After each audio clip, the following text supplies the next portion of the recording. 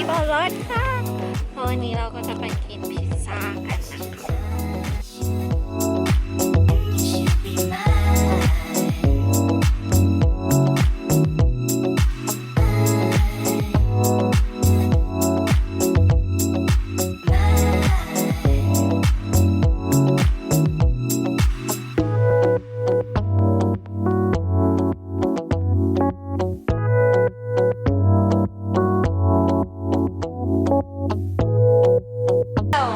คะเป็น National Pizza Day นะคะวันนี้เราอยู่ที่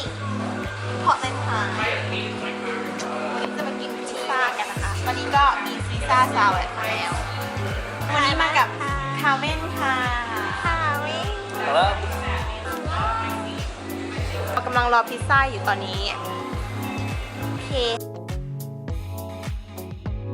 ตอนนี้พิซซ่าก็มาถึงแล้วนะคะนี่ดูพิซซ่าครับ You see it I think this is the cheeseburger.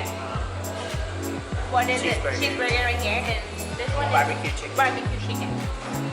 แล้วก็เราก็มีลาซานญ่านะคะ